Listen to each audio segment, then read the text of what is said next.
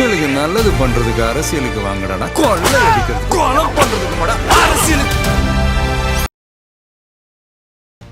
கஞ்சா நான் வெளிப்படையா சொல்றேன், உற்பத்தி ஆகிறது வட மாநிலத்தில் தான், பாஜக ஆளும் மாநிலங்களில் தான் கஞ்சா உற்பத்தி நடைபெறுகிறது. அதை தடுக்க தவறிய ஒன்றிய அரசு தான் அதற்கு காரணம். எதிர்க்கட்சி தலைவர் எப்படி இருக்கக்கூடாது என்று இந்தியாவிற்கே எடுத்துக்காட்டு எடப்பாடி பழனிசாமி அவர்கள். அதிமுக ஆட்சியில் எப்படி இருக்குன்னா, ஒரு திட்டத்தை சொல்லுவாங்க, செய்ய மாட்டாங்க. இந்த ஆட்சியில சொன்னதை செய்திருக்கும், சொல்லாததையும் செய்திருக்கிறோம். அப்புறம் ஏன் சார் போராடுறாங்க? சொன்னதெல்லாம் 505 வாக்குறுதிகள் சொன்னோம், 404 செஞ்சிருக்கிறோம். சொல்லாததையும் செஞ்சிருக்கிறோம். அப்ப ஏன் போறேன்? நீங்க சம்பந்தம் இல்லாத கேள்வி கேட்குறீங்க. நான் என்ன வாக்குறுதியில சொன்னமோ அதை நான் செய்திருக்கிறோம். நான் தெளிவா சொல்றேன். நாங்க என்ன செஞ்சோம் 10 வருஷத்துல சொல்ல தகுதி இல்லை, சொல்ல துப்பு இல்லை. திமுக அரசு இதெல்லாம் செஞ்சிருச்சு. தடிக்கு விழுந்தா திமுக. காலையில எங்க வீட்டுல டேப்ல தண்ணி வரல, அதுக்கும் காரணம் திமுக. எனக்கு உடம்பு சரியில்லை, அதுக்கும் காரணம் திமுக. எடப்பாடியினுடைய வீடு இருக்கிற சிலுவம்பாளையத்தில் ஏதாவது ஒரு பிரச்சனை, அவருடைய சொந்தக்காரங்களுக்குள்ள பிரச்சனை, அதுக்கும் காரணம் திமுக.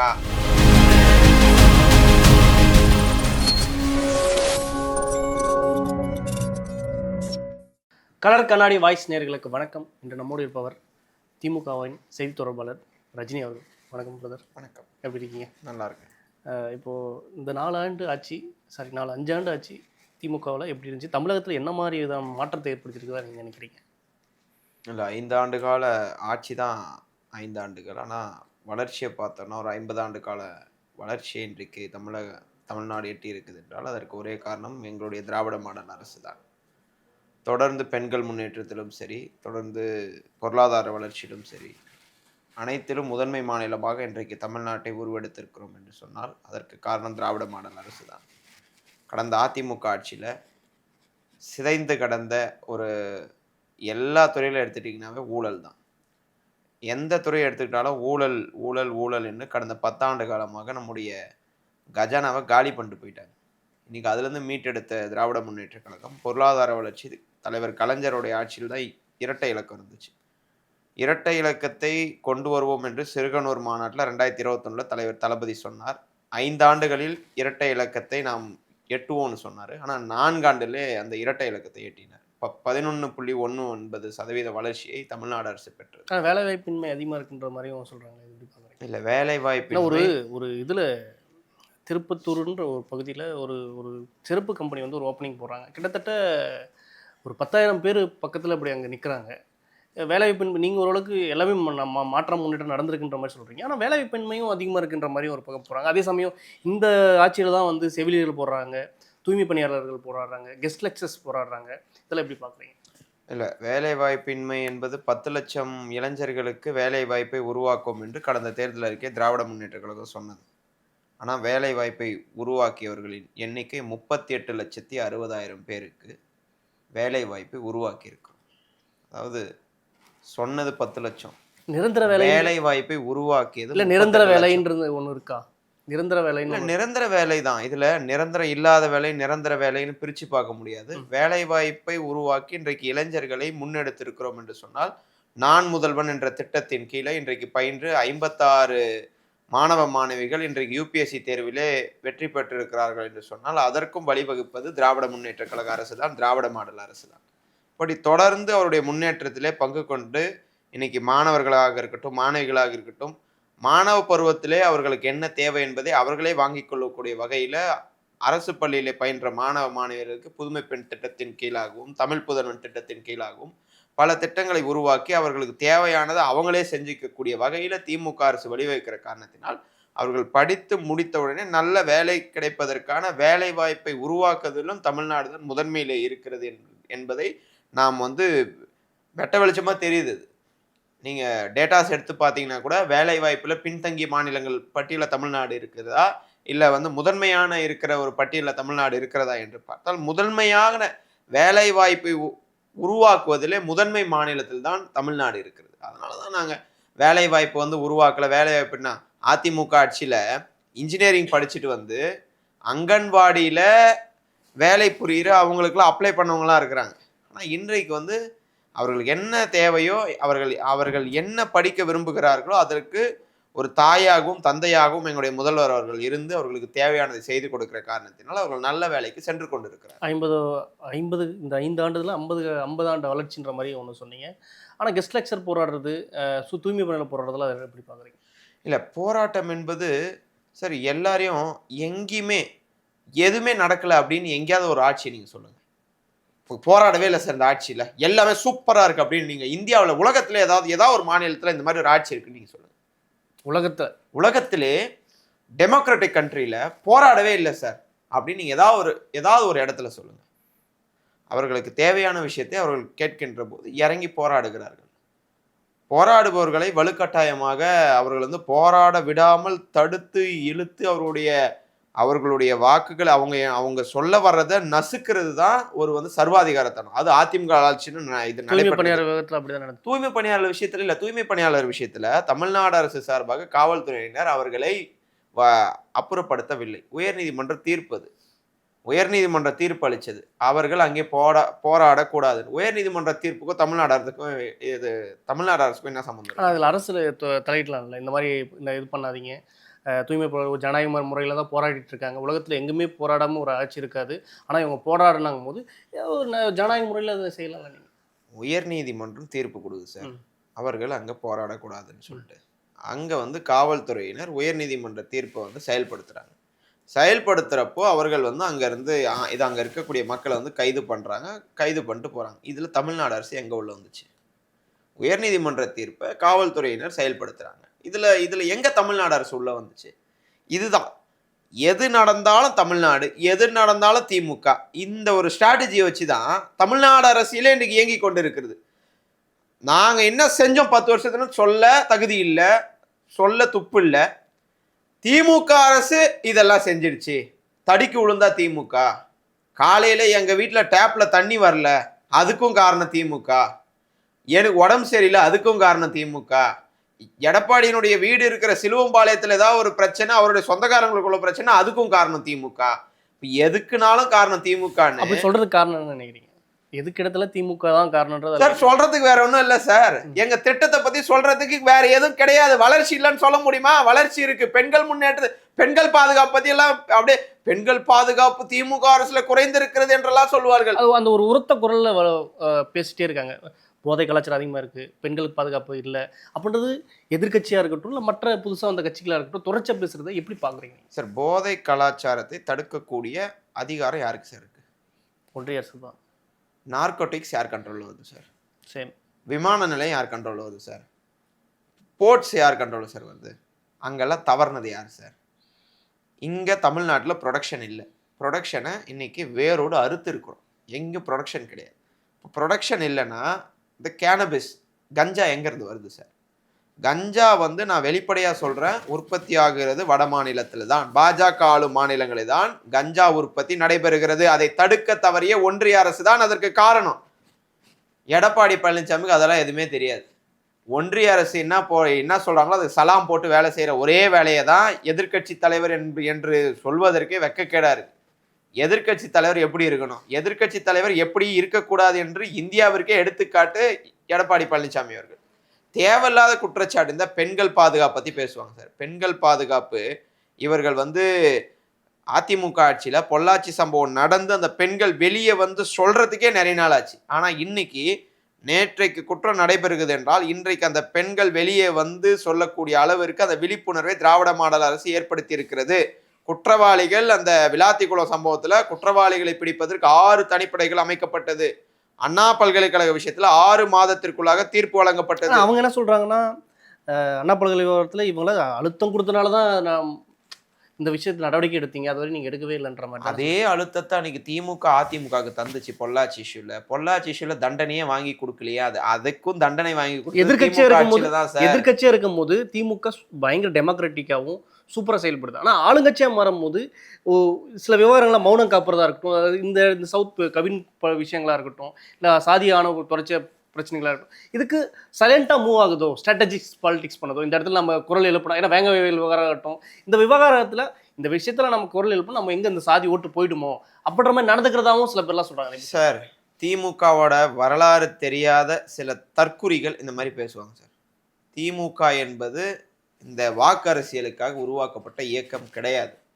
முதலாக 1949 பேரறிஞர் அண்ணா கொட்டுமலையிலே ராயபுரம் ராபின்சன் பூங்காவிலே இந்த கட்சியை உருவாக்குகிற போது இது மக்களுக்காக சேவை செய்ய உருவாக்கப்பட்ட இந்த இயக்கம் 18 ஆண்டு கால ஆட்சிக்கெலாம் இன்னும் வர கிடையாது. 18 ஆண்டு காலம் மக்கள்கிட்ட சென்று மக்களுடைய குறைகளை கேட்டு ஆட்சியில் இல்லாத அவர்களுக்கு தேவையான எல்லா விஷயத்தையும் செஞ்சு கொடுத்து ஆட்சியில் இல்லாத மக்கள் பணி செய்த ஒரு மாபெரும் இயக்கம் திராவிட முன்னேற்ற கழகம். 18 ஆண்டுகள் கழித்து 1967 தான் முதலாக இது ஆட்சி கட்டில வந்தது.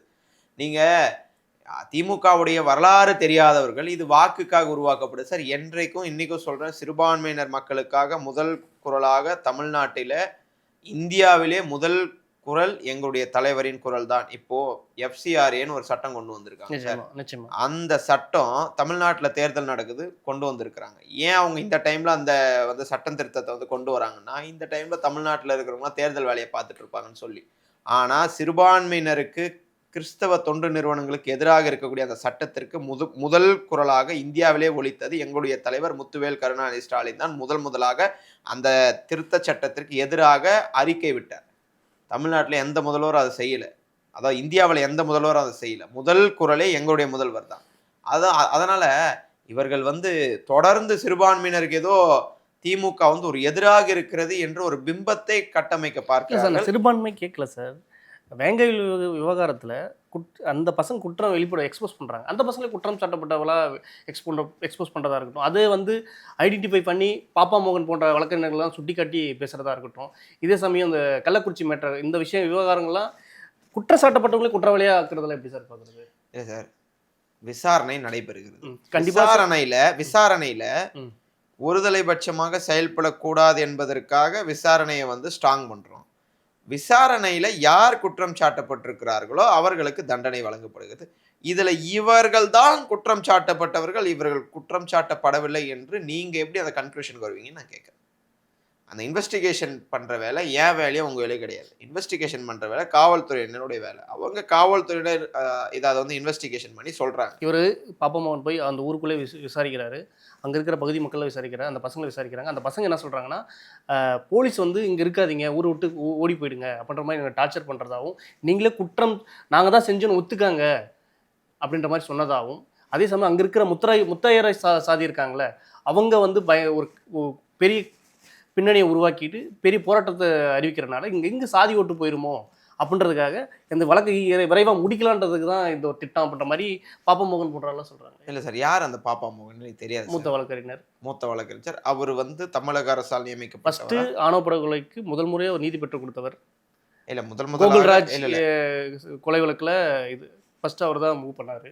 இல்லை, அதாவது ஆத்தரைஸ்டு பர்சனை அவரை அங்கே இன்வெஸ்டிகேட் பண்ணி யாராவது அங்கே போய் நீங்கள் இன்வெஸ்டிகேட் பண்ணி ரிப்போர்ட் கொடுங்கன்னு யாராவது கேட்டாங்களா? சார், இந்த மாதிரி பல பேர் போவாங்க, களத்திற்கு போய் நான் இதை பார்த்தேன்னு சொல்லுவாங்க. ஈரோடு கிழக்கு தேர்தல் நினைக்கிறேன், சவுக்கு சங்கர் அவர் இவர் யூடியூபராக இருக்கிறார். அவர் போய் சொல்லுவார், நான் போய் டீ சாப்பிட்டு போனாங்க, எல்லாமே அதிமுகவுக்கு ஓட்டு போகிறேன்னு சொல்லி பேசியிருந்தாங்க அப்படின்னு சொல்லுவாங்க. அவரை யார் அங்கே இன்வெஸ்டிகேட் பண்ண அனுப்பிச்சாங்கன்னு தெரியாது. அந்த மாதிரி ஒருத்தர் அவருடைய தனிப்பட்ட கருத்தை சொல்லுவாங்க. தனிப்பட்ட கருத்துக்கெல்லாம் பதில் சொல்ல வேண்டிய அவசியம் எனக்கு கிடையாது. இன்னைக்கு காவல்துறை, தமிழ்நாடு காவல்துறை என்பது சிறப்பாக செயல்பட்டு எல்லா விஷயங்கள் எந்த குற்றங்கள் நடைபெற்றாலும் அதற்கு தண்டனை பெற்று தருகிற ஒரு ஸ்பீடி ரெமெடி சொல்லுவாங்க. உடனடியாக அவர்களுக்கு என்ன தேவையோ உடனடியாக அதை செய்து தந்து குற்றவாளிகள் தப்பிக்காத வகையிலே சிறப்பாக கையாளுகிற ஒரு அரசு தமிழ்நாடு அரசு, தமிழ்நாடு காவல்துறைன்னு சொல்றீங்க. மானாமதுரையில் ஆகாஷ்னு ஒருத்தர் இது ஒரு லாக்அப் டெத்தில் தான் நடந்துருக்காரு. இதே முன்னாடி ஒருத்தர் இறக்கும் போது அது பெரிய இஷ்யூ ஆச்சு. 18 நாள் போராட்டிருக்காங்க, இன்னொரு நீதி பெற்று கொடுக்கலையே. ஜெயராஜ் பென்னிக்ஸ் வழக்குல நேற்று முந்தின தீர்ப்பு வந்திருக்கு சார். வரவேற்கிறேன் சார். அந்த காவல்துறை அதிகாரிக்கு தூக்கு தண்டனை பெற்றுக் கொடுத்திருக்கோம், மரண தண்டனை பெற்றுக் கொடுத்திருக்கிறோம். யார் தவறு செய்தாலும் சரி, இன்னைக்கு எந்த அதிகாரி தவறு செய்து ஆணவ படுகொலைக்கு, அதாவது அந்த லாக்அப் டெத்துக்கு யார் காரணமாக இருந்தாலும் சரி சார், அவர்களை கடுமையான தண்டனை பெற்று தருகிற ஒரு முதல் நிலையிலே தமிழ்நாடு காவல்துறை இருக்கும், தமிழ்நாடு அரசு இருக்கும் சார். யாரும் தப்பிக்க முடியாது. நீங்க தப்பு செய்தவர்களுக்கு துணை போகிறதா தமிழ்நாடு போராடுறாங்க சார். மானாமதுரை ஆகாஷ் ஒருத்தர் லாக்அப் டெத் இதே இதில் தான் மரணமாகிறாரு. ஆனால் அதை 18 நாள் அந்த உறவினர்கள் போராட்டே இருக்காங்களே, இன்ன வரையும் எங்களுக்கு வந்து அந்த தேர்தலே புறக்கணிக்கிறோம் அப்படின்றாங்க. இல்ல நீங்க எந்த ஆக்ஷன் எடுக்கல அப்படின்ற மாதிரி அவங்க குற்றச்சாட்டுறாங்க. அது எப்படி சார் பாக்குறீங்க? இன்வெஸ்டிகேஷன் ஒரு நாள் 2 நாள்ல முடியாது சார். இன்வெஸ்டிகேஷன் வந்து போகும். இன்வெஸ்டிகேஷனுக்குன்னு ஒரு டைம் கேப் இருக்கு. அந்த டைம் கேப்ல குற்றவாளி யாரோ வந்து கண்டுபிடிக்கணும். தவறான ஆளை வந்து நம்ம வந்து தண்டிச்சிடக்கூடாது. அதுக்கு வந்து நேரம் எடுக்கும். நீங்க 18 நாள்ன்றது ஒரு பெரிய நாளா சொல்றீங்க. சார் எல்லாம் விசாரிச்சுட்டு இருக்காங்க. விசாரிச்சு முடிக்கணும். நீங்க 18 நாள்ன்ற ஒரு டைம் கேப்ப பெருசா சொல்றீங்க. அது இன்வெஸ்டிகேஷன் போயிட்டு இன்னைக்கோ நாளையோ கூட அதுக்கான தீர்ப்பு வரலாம். அதற்கு யார் குற்றம் சாட்டப்பட்டிருக்கிறார்களோ அவர்களை வந்து கடுமையான தண்டனையை அவர்களுக்கு வந்து வாங்கி கொடுக்கலாம். மக்கள் போராட்டமோ அழுத்தமோ இதெல்லாம் கொஞ்சம் பெருகுச்சுன்னா உடனே ஆக்ஷன் எடுக்கிறீங்க. அதே அந்த விஷயத்த வந்து யாரும் கவனிக்கல கண்டுக்கல அப்படின்னும் போது அந்த விஷயம் பெருசா ஆக்ஷன் இல்லை. அந்த மக்கள் பாதிக்கப்பட்ட மக்கள் ஒரு இவர் தான் குற்றச்சாட்டப்பட்டவர், இவர் தான் செய்கிறாரு அப்படின்ற மாதிரி சொல்றாங்க. ஆனா அதுக்கு வந்து எந்த போலீஸ் எந்த ஆக்ஷன் எடுக்காம தானே இருக்கு. இப்போ நான் வந்து காவல்துறையில் நான் ஒரு 10 பேரை கூப்பிட்டு போயிட்டு என்னை வந்து நீங்க வந்து தாக்குனீங்கன்னு நான் போய் சொல்றேன். உங்களை வந்து காவல்துறை கைது பண்ணணும்னு நீங்க நினைக்கிறீங்களா? சார் அவர் ஆடியோவே விடுறாரு சார், வெளியிடுறாரு. மானாமதுரை சார் ஆடியோ வந்து ஆதாரப்பூர்வமா விடுறாரு சார். எல்லாம் எதுவுமே விசாரிக்காம நடவடிக்கை எடுக்க முடியாது சார். விசாரிக்கணும். விசாரணை நடைபெற்று உண்மையாக இது நடந்திருக்கிறதா என்று நிரூபிக்கப்படும் போது கடுமையான நடவடிக்கை தமிழ்நாடு அரசு சார்பாக எடுக்கப்படும் என்பதை நான் அழுத்தம் திருத்தமாக தெரிவித்துக் கொள்கிறேன் சார். அதே சமயம் நிறைய இடதுசாரி இயக்கங்கள், அதே சமயம் இன்னும் அம்பேத்கர் இயக்கங்கள்லாம் என்ன சொல்கிறாங்கன்னா, தென் மாவட்டங்களில் தொடர்ச்சியாக வந்து சாதிய ரீதியான மோதல்களாக இருக்கட்டும், இல்லை பெண்களுக்கு பாதுகாப்பு இல்லாமல் இருக்கிறதா இருக்கட்டும், இதெல்லாம் அதிகரிச்சிட்டு இருக்கு. அது என்ன காரணம் சார்? நீங்கள் என்னவா பார்க்குறீங்க? அது இல்லை, அது உண்மைதானா, இல்லை அது வேணும்னு இந்த ஆட்சிக்கு அவப்பெயர் ஏற்படுத்துன்றதுக்காக இல்லை, அவப்பெயர் ஏற்படுத்துகிற ஒரு செயல் தான் சார். அதை வந்து நான் வந்து ஏற்றுக்கொள்ள முடியாது சார். குற்றங்கள் வந்து நடைபெறவே இல்லை என்று நான் சொல்ல மாட்டேன். நடைபெறாத மாநிலங்களும் நீங்களும் சொல்ல முடியும். கண்டிப்பாக நடைபெறுகிறது. அதற்கு அளிக்கப்படக்கூடிய தண்டனை என்பது அடுத்த முறை ஒரு குற்றம் நடைபெறாத வகையில் இருக்க வேண்டும். உதாரணத்திற்கு இன்றைக்கு எங்களுடைய சூப்பர் ஸ்டாராக இருக்கக்கூடிய தேர்தல் அறிக்கை வந்திருக்கு சார். தேர்தல் அறிக்கையில் we are clearly stated below 18 age அந்த கேர்ள் சைல்டுக்கு யார் அப்யூஸ் பண்ணாலும், அவர்களுக்கு செக்ஷுவல் ஹராஸ்மெண்ட் கொடுத்தாலும் அவர்களுக்கு உச்சபட்ச தண்டனையான டெத் பெனாலிட்டி, தூக்கு தண்டனையை பெற்றுத்தரக்கூடிய ஒரு சட்டம் இயற்றப்படும் என்று எங்களுடைய தேர்தல் அறிக்கையில் நாங்கள் சொல்லியிருக்கிறோம். திராவிட மாடல் அரசு 2.0 அரசு அமைந்தவுடன் இந்த மாதிரி யார் குற்றம் செய்தாலும் அது அவர்களுக்கு உச்சபட்ச தண்டனையாக இருக்கிற தூக்கு தண்டனை பெற்றுத்தரக்கூடிய ஒரு சட்டம் இயற்றப்பட்டு அதை சட்டமன்றத்தில் நிறைவேற்றப்பட்டு அதை வந்து சட்டமாக்க போகிறோம். அதனால் பெண்களுக்கு பாதுகாப்பு இல்லை அப்படின்னு சொல்லிட்டு இந்த ஒரு விஷயத்தை வச்சு டெபாசிட் சில தொகுதிகளில் வாங்கலாம். மக்கள்கிட்ட எடுபடுதா இந்த மாதிரி சார்? நான் களத்துக்கு போயிட்டு தான் வரேன். நான் தொகுதியாக போயிட்டு வரேன். மக்கள்கிட்ட போய் பார்க்குறேன். நான் சென்ற தேர்தலில் போன தொகுதியை கூட இன்னைக்கு சில வீட்டிலலாம் சென்ற தேர்தலுக்கு வெளியே வராமல் இருந்தாங்க. இந்த முறை அந்த வீட்டிலேருந்து வெளியே வந்துட்டு எங்கள் வாக்கெலாம் உங்களுக்கு தான் சொல்லிட்டு ஒரு அவங்களுடைய அம்மையார் ஜெயலலிதாவுடைய ஃபோட்டோ இருக்குது அந்த வீட்டில். எங்கள் ஓட்டு உதயசூரியனுக்கு தான் சொல்கிறாங்க. ஏகோபித்த வரவேற்பை சென்ற ஆட்சி அதான் 2021 ஸ்டார்டிங்கில் இருந்த இதுக்கும் இப்பயும் வந்து நிறைய மக்கள்கிட்ட வந்து அவ்வளோ வந்து ஆனந்தமாக இருக்கிறாங்க மக்கள். எங்களுக்கு இந்த ஆட்சி தான் தேவை. இந்த பேருந்து பயணம்லாம் வந்து நீங்கள் அதாவது இதெல்லாம் செய்ய முடியுமான்னு பார்த்தோம். இதெல்லாம் செஞ்சு காட்டியிருக்காங்க. 1000 ரூபாய் தர முடியுமான்னு பார்த்தோம். அதாவது தந்துருக்குறாங்க அப்படின்னு சொல்லிட்டு. அதாவது அதிமுக ஆட்சியில் எப்படி இருக்குன்னா, ஒரு திட்டத்தை சொல்லுவாங்க, செய்ய மாட்டாங்க. அது வந்து ஒரு வாக்குறுதியாகவே போயிடும். ஆனால் இந்த ஆட்சியில் சொன்னதை செய்திருக்கிறோம், சொல்லாததையும் செய்திருக்கிறோம். அப்புறம் ஏன் சார் போராடுறாங்க? கெஸ்ட் லெக்சராக இருக்கட்டும், இப்போ சொன்னதெல்லாம் 505 வாக்குறுதிகள் சொன்னோம், 404 செஞ்சிருக்கிறோம். சொல்லாததையும் செஞ்சிருக்கிறோம். அப்ப ஏன் போறேன்? நீங்க சம்பந்தம் இல்லாத கேள்வி கேட்குறீங்க. நான் என்ன வாக்குறுதியில சொன்னமோ அதை நான் செய்திருக்கிறோம். நான் தெளிவா சார் அவங்க சொல்றாங்களே கெஸ்ட் லெக்சரா இருக்கட்டும், இவங்களாம் எனக்கு இந்த மாதிரி ஒரு வாக்குறுதி கொடுத்துட்டு செய்யாம போயிட்டு இருக்காரு அப்படின்ற மாதிரி சொல்றாங்களே. அதாவது ஓய்வூதிய திட்டம் 23 ஆண்டு கால பிரச்சனை. அதை தீர்த்து வைத்தோமா இல்லையா? தீர்த்து வைத்து ஆனந்தமாக ஜாக்டோ ஜியோ என்ற அமைப்பு அதிமுக ஆட்சியில் தொடர்ந்து போராட்டம் நடத்தினார்கள். தொடர்ந்து கிளாஸ் கட்டு.